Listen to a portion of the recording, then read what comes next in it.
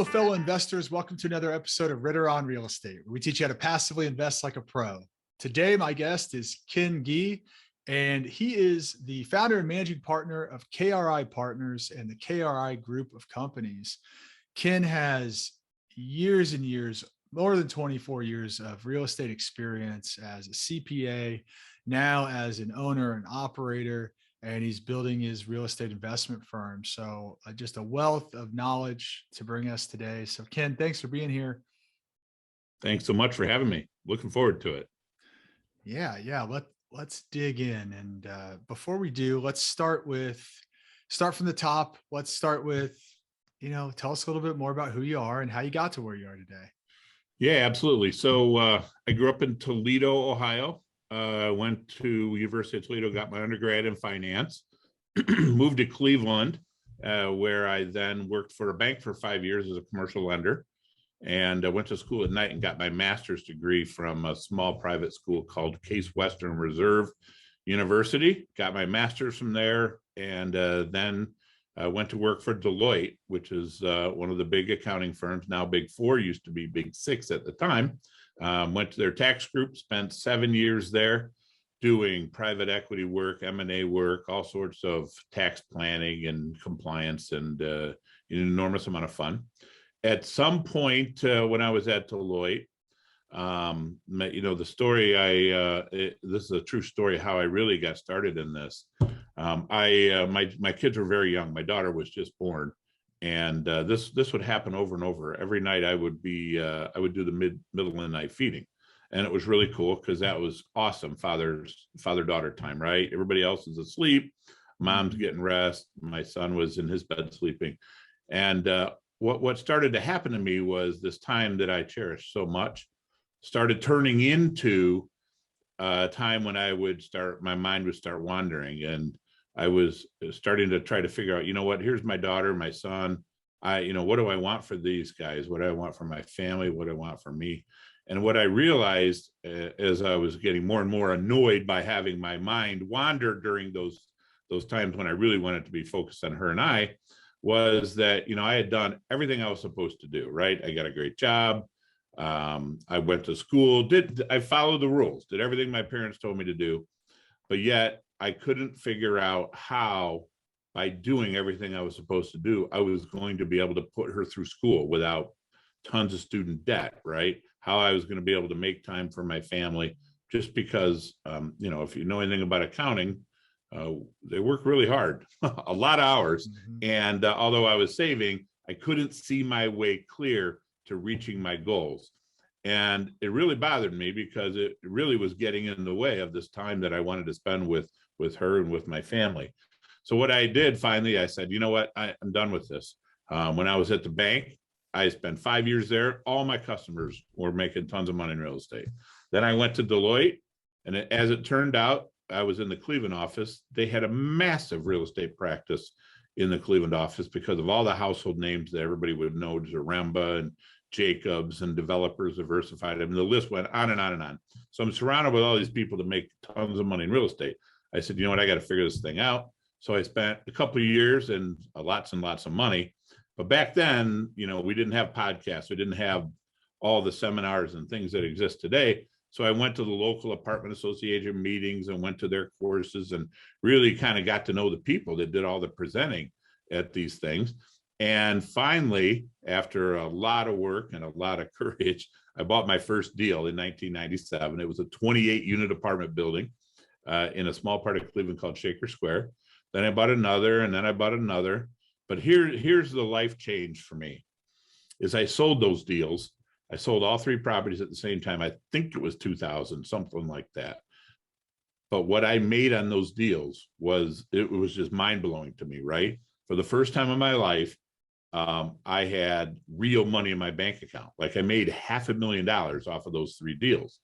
And back then, while I'm working like I was at Deloitte, I did this on the side, almost passive. It wasn't quite passive, but I did this on the side.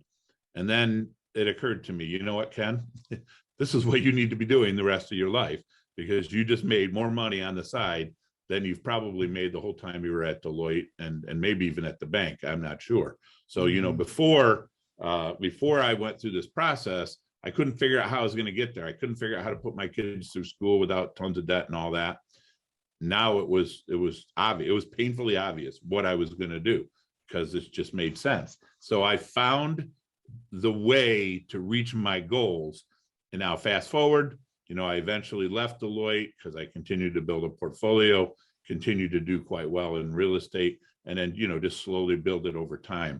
But that's really the catalyst that got me started. I mean, that's all a true story. And it's pretty crazy when I think about it. We always say, I don't know if you have kids, but we always say kids really impact your life. And, that was a pretty roundabout way to really have my kids affect the career decision that I ended up making. So there's how I got started. And it's a little bit of a long-winded story, but that's how it happened. Yeah, no, I do have kids. I have 3 of them, and 3 small ones, actually, 6, 5, and 3. And so just as you were telling that story, I appreciate you telling that story, first of all, because I think I think there's so many people that can relate to that. I mean, me being one of them. I mean, having my kids is really what changed my career trajectory as well. I mean, there are multiple things, but that was a huge one. Same thing. I was in consulting, so I was working a ton, traveling a ton. And I had that moment where, I mean, for you, it was feeding your daughter. For me, it was like sitting on the tarmac, getting ready to take off to some new city again, and just being like, what the hell am I doing? Like, why am I leaving my new family, my daughter behind, all this? And so I had that moment as well. So I really resonate with your story. And I think a lot of people do out there. I think a lot of people are in that position that you were in, that I was in, where it's like you said, you've done all the right things, right? You went to school, you got a great job, you're probably maxing your 401k, you're doing all these things. I mean, I was too, but you're at the end of the day, no matter what, you're trading your time for dollars, right? And that was one of the major things for me about real estate. Was it was a way to stop trading my time for dollars, right? And to give me back some of my time freedom to be able to spend with my family. And that ebbs and flows, especially as I've decided now to grow a pretty sizable business. And, we reach those choke points. I realize, okay, we need some more help, but overall it's just that freedom, which I think is really important. So I appreciate you sharing that, because hopefully that gives some other people just some courage or insight that, others have done it. We've both done it. It can be done. It's not a short process, right? I mean, you laid out a pretty long process. For me, it was about a 4-year process from getting to the point where I was completely out and I had my own business. And but it's one that anybody can accomplish. I think and like you said, there's more resources now than ever, right?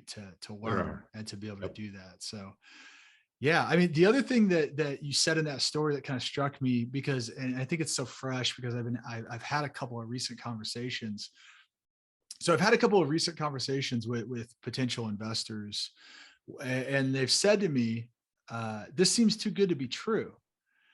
And I tell them, well, it's not too good to be true. It happens all the time. I can show you, the list of deals where we've made these type of returns, and other people's deals where they made these type of returns. It's just that you're unfamiliar to it, because the only thing you've ever been marketed is the stock market, mutual funds, and all those things. And I think like what you said was in that one, the one deal, you made more money than you've made, in whatever, how long. I mean, 500,000, right. That's a hell of a lot of money to make in a deal at one time, right? And be able to put that in your account. And I think that's one of the biggest like disservices of just how the financial industry, whatever it is, how we're conditioned. I mean, even from our employers and everybody else, is just 401k, 401k, 401k, and you get to 401k. Well, what are your options? Stocks, bonds, and maybe like a couple of mutual funds, right? And you're kind of stuck. Right.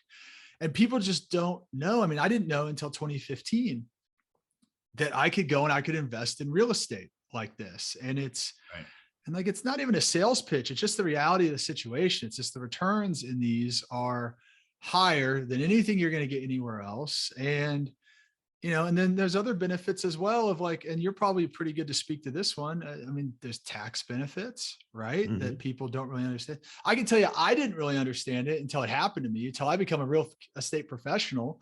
And I see all this, all my income and expenses just net out. And all of a sudden I'm, in a very good tax situation. I was like, wow, this really does work. It does. It does. It's interesting. People, you're right. I talk to people as well, and sometimes they have a similar reaction. Wow, is this sounds too good to be true? But here's what's interesting. If you recall, and I'm sure you know this, back in 2012, that Jobs Act that was passed, the Jobs Act was passed for a lot of reasons. It was designed to give small businesses access to capital that they didn't used to have without going through a full IPO process, right? Yep. So if you're sitting in our chair and we're raising money, it gives us the ability to grow our businesses. But here was the benefit. And I don't know, I haven't done enough research to know if this was truly behind the intent of the Obama administration when it all got passed. But the other thing that happens is these deals were always out there. They were just only rich people knew about them. It was really an old boys network, the way that these deals got done. And these people were making a ton of money. And now that Jobs Act started to give more and more ordinary, I use the term ordinary loosely, people access to these deals that they just didn't know about before. You couldn't talk about them before. Because it was you couldn't pitch those deals. You couldn't advertise them. Yeah. Yeah, you couldn't advertise them. You couldn't do any of this stuff. So it had to be literally the country club network that got these deals done, and they have known about them and done them for years and years and years. So that when I point that out, it kind of people really resonate. That resonates with people, and they realize you're right. This has been going on forever, and they never really understand. It's a 2012 Jobs Act that actually got it done, and it took some time. And it continues to become more and more mainstream. I look forward to watching what we do continue to grow, because we eliminate so much friction in the process. And that's why our returns to our investors and to your investors, I'm sure, can be so much higher, because we don't have some of the same compliance costs and things that some of those publicly traded companies do. Yeah, that's right. I appreciate you sharing that and going back to the Jobs Act and tracing that through, because you're right. The intention was to expand access. And I think we're continuing to see access expand, slowly over time. And I think technology has been a big game changer for that, right? Like the introduction of crowdfunding, has really gotten people interested in other types of investments. Not even just real estate. Right. And I do think it is more mainstream. Even than 5 years ago, when I really started kind of in earnest. And so 5-6 years ago. So yeah, it is great to see that evolution though. And I think that's just something I'm super passionate about. Is why I started this podcast, was to tell people about these types of investments, because they just didn't know. Yep. You're right. And so I like those conversations, and I get to tell people, I'm like, no, look here, here's a bunch of examples. Like, it does happen. It's happened in my own life. It's happened to others. Like, it's just something that you're unfamiliar with. Right. Yeah. I have a story. One of our investors, like, I won't share his name on this podcast, but he was referred into one of our deals. And so fast forward, we sold the deal, and he called his buddy and he said, man, you're never going to believe what happened. He says, well, what happened? Something's wrong. He says, Ken screwed up. I know he did. They made a mistake. I don't know what to do. He says, well, tell me what happened. He says, well, they sold this deal, and I know they gave me all my money back, and that's great. He said, but then about 5 or 6 weeks later, they sent me another check for almost the same amount of money. He said, I don't know what to do. I know they screwed up. What do I do? Tell me what to do. And his friend laughed at him. He said, no, you don't understand. That he did not screw up. This is what they do. This is how they make money. This is why you're in these deals. Right. And from that day forward, I tell this story all the time, and it's a really true story. In fact, he did a testimonial for us, and he actually told that story. It's a true story. And it just makes you feel so good to think that, someone is that excited about what you're able to do for them, but that's real. I mean, that's the real deal. When you can 2x somebody's money, double their money. And I think that investment was like 2.5 years. He was just mind blown. He couldn't believe it. So yeah, it's wonderful place to be. I love doing it. Yeah, absolutely. So I guess that's the takeaway here is, educate yourself, get familiar with it, these type of investments. That's why you're listening to the podcast, right? And, get out there and learn, and then, take the right steps to be able to take the next step, but know that it's not smoke and mirrors, and it can really happen. So with that, I'll stop the pitch portion of the episode. But really, I'm glad we talked about it, because I want people have to know to get out there. So They do.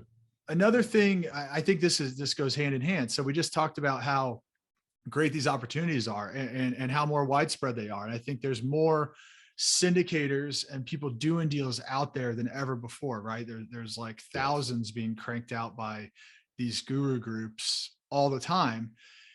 And so there's a lot of options. So as an investor, how do you know to go with Kent or Ken or Tony over here, or whoever, right? How do you know? And I know that's something that we've talked about. I know it's something you're passionate about too. And something we talk about on this show a lot is, how do you vet a sponsor? How do you vet a firm? How do you know this is a group or a guy or somebody that I should invest with?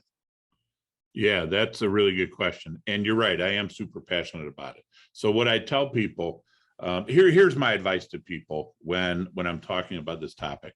The first thing I want them to do is actually take the time to review the documents that they get.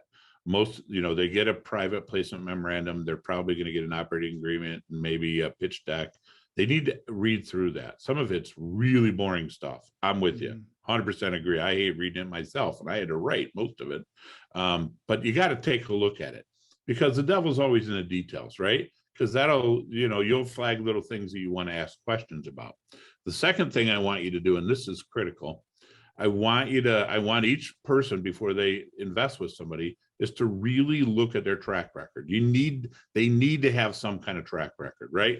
If they don't have a track record, let them go build the track record with their own money or with their family's money. That's what I did. And then build it up over time. Now, here's the thing. I don't know if you or your listeners have heard of a site called Verivest. It's Verivest. I have absolutely nothing to do with them, except that I paid them a lot of money to vet our track record.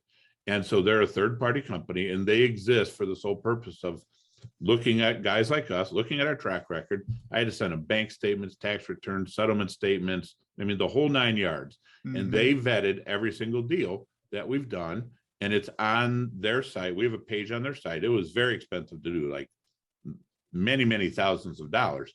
But I thought it was really important that if I'm going to talk to a potential investor about money and investing with us, that I'm fully transparent.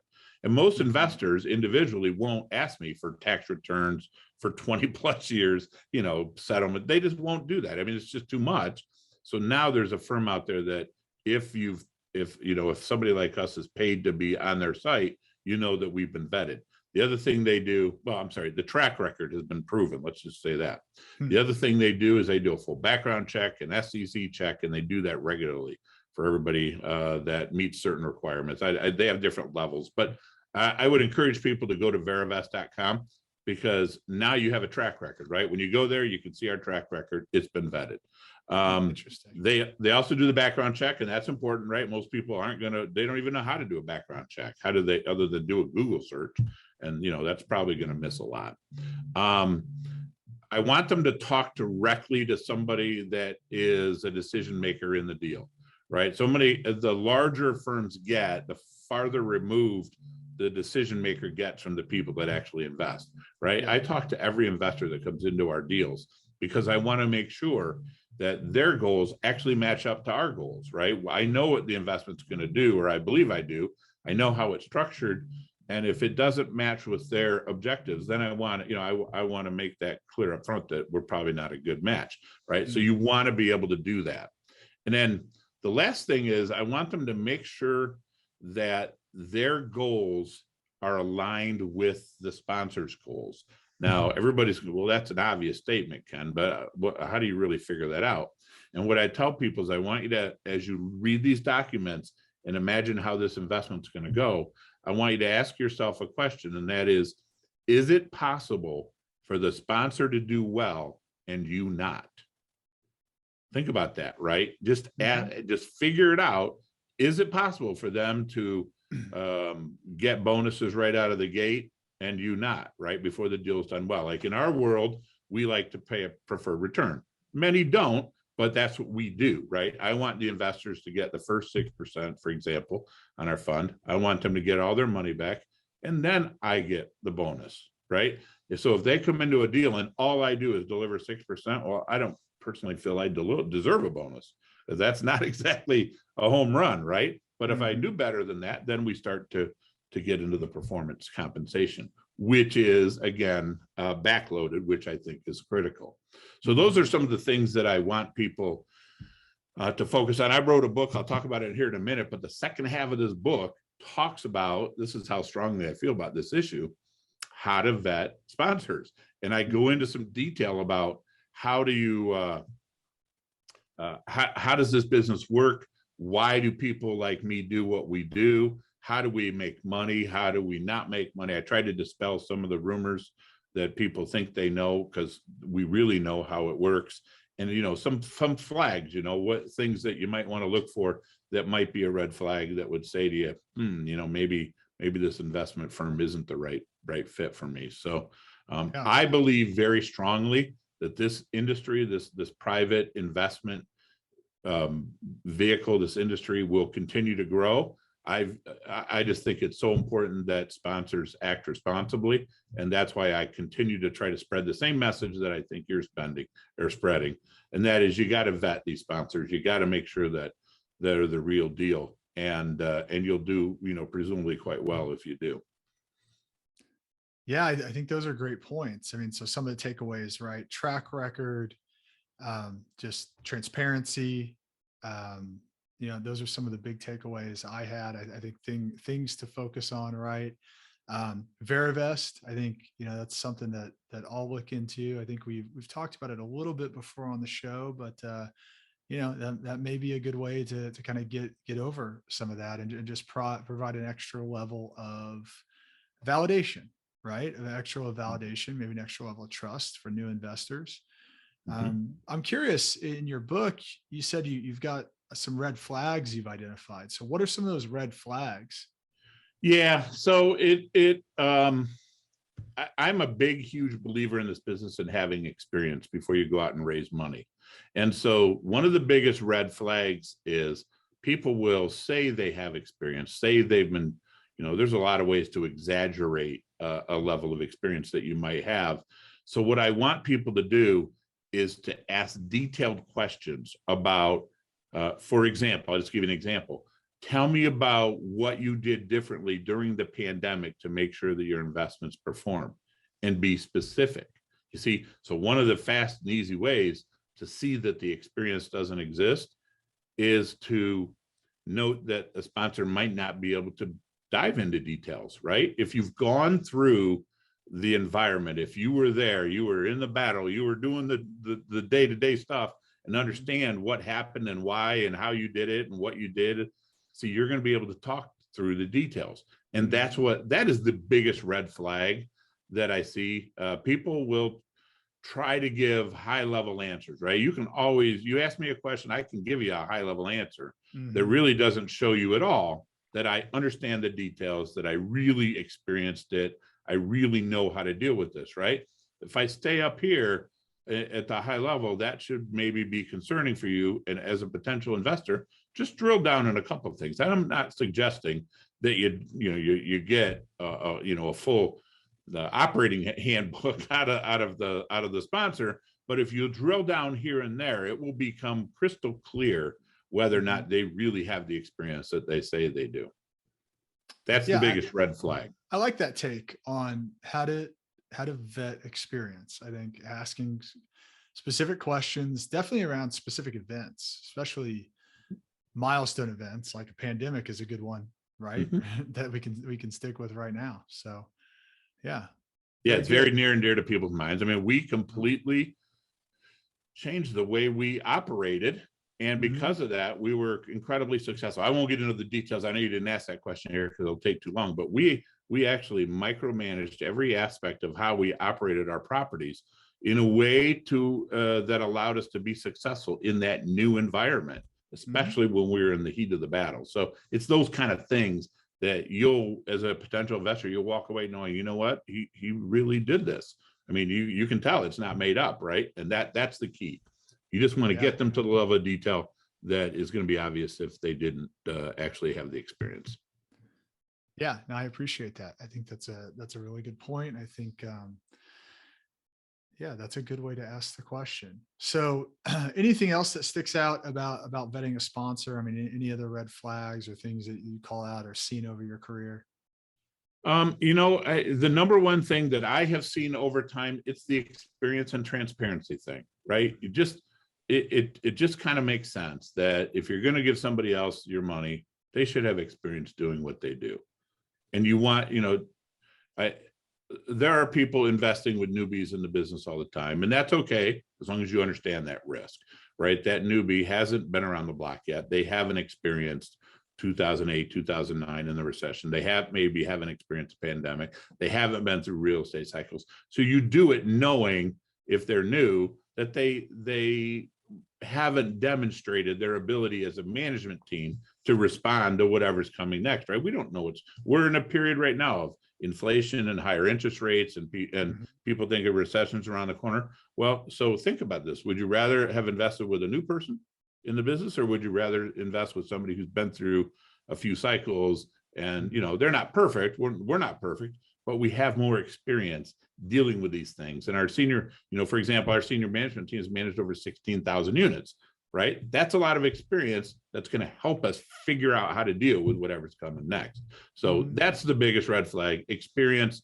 And I just don't like to see people learning, sponsors, any business learning on somebody else's time, right? Go do it with your family money. Go learn, figure it out in the beginning with your own money, and then go do it after you have some experience, and then you can sit confidently in front of an investor. Because what people in this business now, if you're in my chair, if I were to lose my own money, yeah, I'd be mad at myself and I'd be frustrated. But if I lost your money, that would be disastrous for me, right? That I would just feel horrible. I would very much internalize that, right? I just don't ever want to be in that situation. So the best way I can guard against that is make sure that I have the experience necessary. It's why we stick to what we know. We know multifamily. I don't do ground up construction because I don't know that, right? I'm not going to do that, experiment that with somebody else's money. So that'd be the best answer I'd have to that question. Gotcha. So we are in a unique time right now. I think there's a lot of fear out there. There's talk to investors. There's a lot of fear. A lot of uncertainty. People don't know what's going on. I think interest rates, everybody's hearing the headlines, understanding the impacts. How are you looking at things right now in an environment where interest rates have gone, quote unquote, through the roof? Not so much relatively, or Right. not so much historically speaking, but relative to our recent time, Sure. but also rents have gone through the roof, right? So we're seeing these levers pulling in different directions. So what are you making of the market right now? Yeah. So from a very high level, we view this right now as a tremendous buying opportunity, massive buying opportunity for probably the biggest reason. Think about Warren Buffett has said, be greedy when others are fearful. It is the best time to buy. The reason people are fearful, but here's what's happening in the market today. People that are newer in this business, they are smart people. They know that they're nervous. They know they're not sure how it's going to shake out. So they tend to go to the sidelines. And that's really good for guys like us with experience, because we're now we're not put in a situation where we have to pay up or pay more or do something that it's not that we didn't want to do, but when you're competing against less experienced people, they might take you to a place you're still going to make a lot of money, but you're not going to do as well as you could. So we love the fact that the market's kind of getting thinned out a little bit, I guess. So we do enjoy that. Now, this interest rate thing and rents, people talk to me about this all the time. And what I like to do is help people understand the path through this, because we've been in higher interest rate environments before. So if you think about, we're in multifamily for a reason, right? It's because people need a place to live. Mhm. We're in growth markets like the Southeast, primarily Florida, for a reason. It's a growth market, right? So I have demand that exceeds supply because people want to live there. So now imagine if interest rates are, so I already have more people moving in than I have places for people to live. That's a good thing. That's why rents are going up. And I think where you're at in the Midwest is a similar setup. Yeah, we're seeing very Now much the we same raise thing. interest rates, and now we've taken what would normally, some people would want to buy a house, but now that same house is more expensive.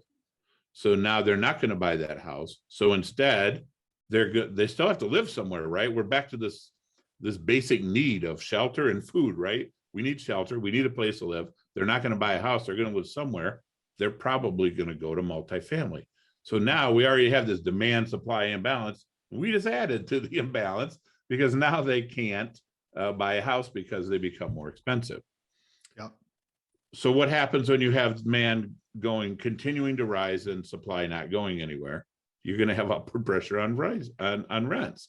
So even though cap rates are somewhat higher, this is a hard one for people to connect because I can't do X plus 2 equals Y. I can't draw that straight of a line for people. But when you think about it, if they're not buying homes, they have to live somewhere. That's increased demand on rents on multifamily, which then allows us to raise rents even higher. So that offset, that property is going to generate more cash flow that'll help offset that cap rate increase. Does that make sense? And just it makes 100% sense. I think to take it, like pull the thread even further, you're thinking about, okay, well, rents are like, so we're purchasing a property in Cincinnati right now. An article just came out about Cincinnati. Cincinnati's rents year to date are up 28%. I mean, it's ahead of Dallas, Phoenix, all these markets you always hear about. And you're like, why Cincinnati? Well, I mean, Cincinnati actually has a lot of good growth going on, but the other thing that they have is they don't have a lot of supply. And so we're seeing this play out, right? We're seeing it play out in the market itself is 98% occupied. And so there's just like, and so that's putting that upward pressure, like you said, right? We're seeing it all over the country. But the other thing that we're seeing along with that, when you think about affordability and compete, how long can we continue to increase rents, is we're seeing a lot of wage growth as well. I mean, we're seeing in the Midwest warehouse jobs where people were making $18 an hour. Now they're making $23 an hour. I mean, that's a substantial increase. Yeah. And so I think that wage growth that we're seeing, along with the inflation we're seeing, is actually allowing more affordability in rents. And I think for that reason, we're gonna continue to see rents grow. And people ask me, because I say, well, rents on our property grew 20% this year. And they say, well, how long can that continue? I said, well, I don't know. People said last year that it could not continue this year. And this year rents have grown more than last year. So I don't have a crystal ball, but I'm just looking at, we haven't solved any of the fundamental problems.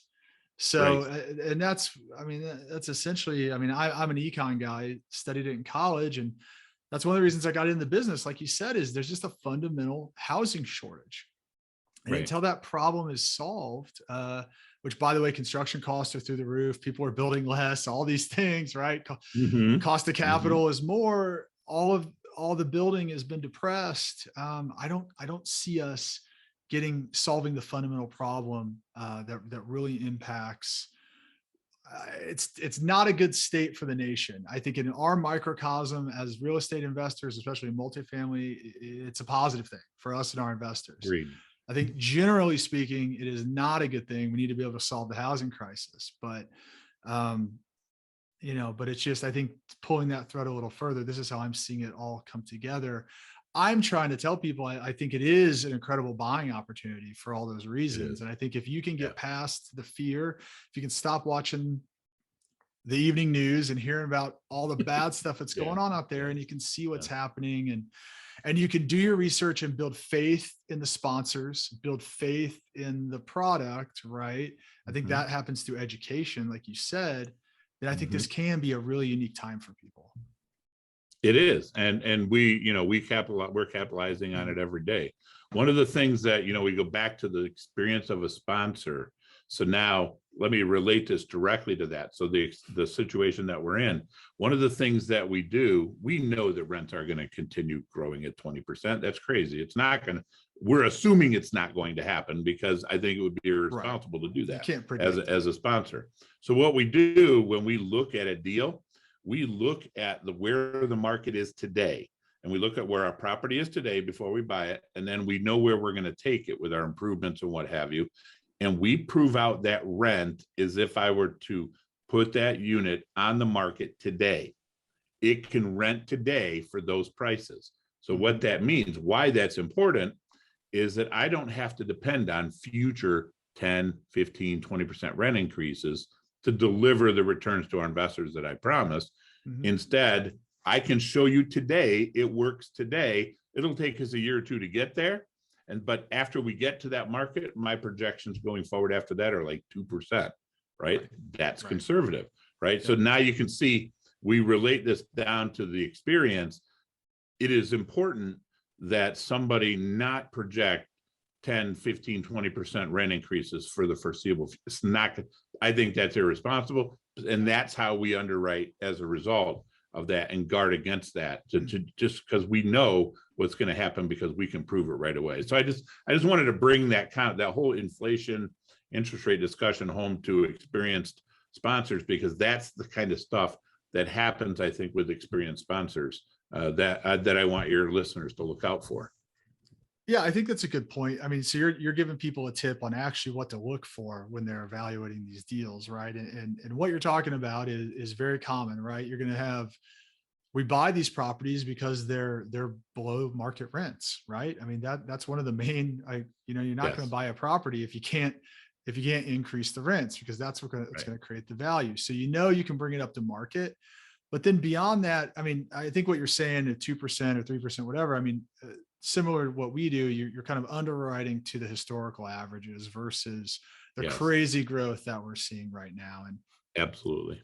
And like you said, so I think that's another red flag is, if you're seeing organic rent growth that's probably north of 4 or 5%, depending on what market you're in, then that's probably a little too aggressive, and something that you should really think about in that investment. So I think a good practical tip.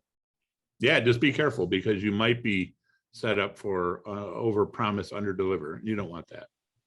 No. That's the first rule to never break, right? Yeah, exactly. So Ken, I mean, this has been a great conversation. I've appreciated your perspective. Before I let you go, I want to take you through our keys to success round. Same questions I ask everybody. The first one is, if you put yourself in your investor's shoes, if you were going to invest in somebody else's deal and you could only ask them one question, what would that one question be? Yeah, I would want to see their experience and track record. Yeah, I kind of knew that was coming. You knew that was coming. I've talked about it a lot. Yeah, I think it's critical. Yeah, absolutely. What are you most proud of in your career? That's a great question. What am I most proud of? Well, I'm proud of the changes that I've actually made, that I hope many of your listeners will make. And that is realizing that where you were going wasn't where you wanted to go, and therefore you needed to make substantive changes to the way you do things. When you're in the middle of making those decisions and making those changes, it's really stressful, because you don't have a crystal ball. You don't know if it's really going to work out. You think it will, you hope it will, but the changes that you're making, right? I was a manager at Deloitte. I was clearly on a decent career path, right? I could have kept going, right? But no, I jumped ship and totally changed everything about my life. And, so I'm proud that I was able to push through that, and just know that, anybody that's listening, it's a stressful event. It's supposed to be. When I bought my first deal, I felt like I had a golf ball in my throat. That's how stressed out I was, right? And I was a CPA and a lender, right? I should, I said every time I still feel that way. Every time when I'm still going to sign, I still have those like butterflies in the stomach. I don't think that'll ever go away.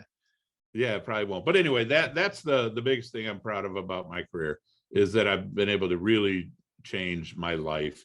And this business has completely changed my life. There's no way I'm doing anything else other than this from now on. That's awesome. You took ownership and you made the change. What's a book that everybody should read? Yeah, there's probably a bunch.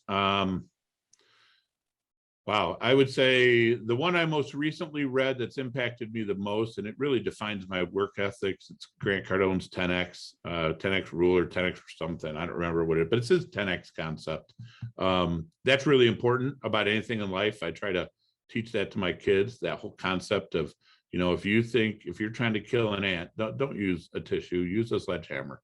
You just do way more than what you think you need to do to get there.